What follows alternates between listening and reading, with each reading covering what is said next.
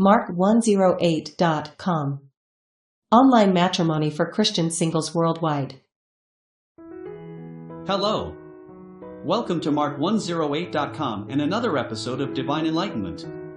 Yahweh said to Moses, "Go into Pharaoh, for I have hardened his heart, and the heart of his servants, that I may show these my signs among them, and that you may tell in the hearing of your son, and of your son's son, what things I have done to Egypt, and my signs which I have done among them, that you may know that I am Yahweh." Moses and Aaron went into Pharaoh, and said to him, "This is what Yahweh, the God of the Hebrews, says, How long will you refuse to humble yourself before me? Let my people go, that they may serve me. Or else, if you refuse to let my people go, behold, tomorrow I will bring locusts into your country, and they shall cover the surface of the earth, so that one won't be able to see the earth. They shall eat the residue of that which has escaped, which remains to you from the hail, and shall eat every tree which grows for you out of the field.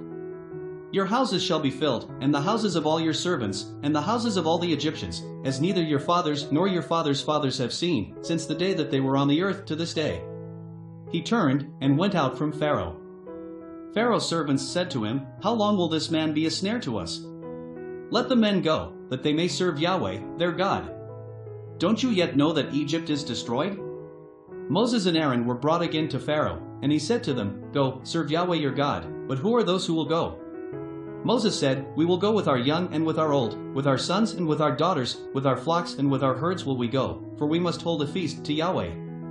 He said to them, "Yahweh be with you if I let you go with your little ones.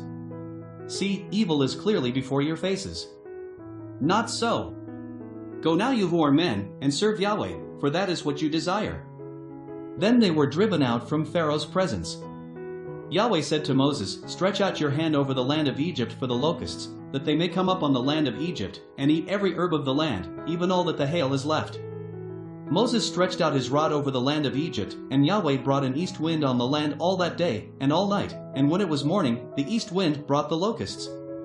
The locusts went up over all the land of Egypt, and rested in all the borders of Egypt. They were very grievous. Before them there were no such locusts as they, nor will there ever be again. For they covered the surface of the whole earth, so that the land was darkened, and they ate every herb of the land, and all the fruit of the trees which the hail had left. There remained nothing green, either tree or herb of the field, through all the land of Egypt. Then Pharaoh called for Moses and Aaron in haste, and he said, "I have sinned against Yahweh your God, and against you. Now therefore please forgive my sin again, and pray to Yahweh your God, that he may also take away from me this death." Moses went out from Pharaoh, and prayed to Yahweh. Yahweh turned an exceedingly strong west wind, which took up the locusts, and drove them into the Red Sea. Red Sea is the translation for the Hebrew Yam Suf, which could be more literally translated Sea of Reeds or Sea of Cattails. It refers to the body of water currently known as the Red Sea, or possibly to one of the bodies of water connected to it or near it. There remained not one locust in all the borders of Egypt.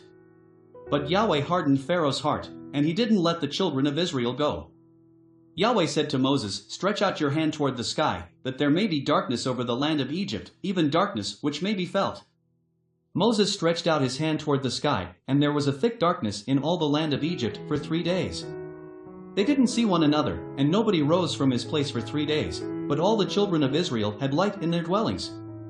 Pharaoh called to Moses, and said, "Go, serve Yahweh. Only let your flocks and your herds stay behind. Let your little ones also go with you." Moses said, "You must also give into our hands sacrifices and burnt offerings, that we may sacrifice to Yahweh our God. Our livestock also shall go with us. Not a hoof shall be left behind, for of it we must take to serve Yahweh our God, and we don't know with what we must serve Yahweh, until we come there." But Yahweh hardened Pharaoh's heart, and he wouldn't let them go. Pharaoh said to him, "Get away from me. Be careful to see my face no more, for in the day you see my face you shall die." Moses said, "You have spoken well. I will see."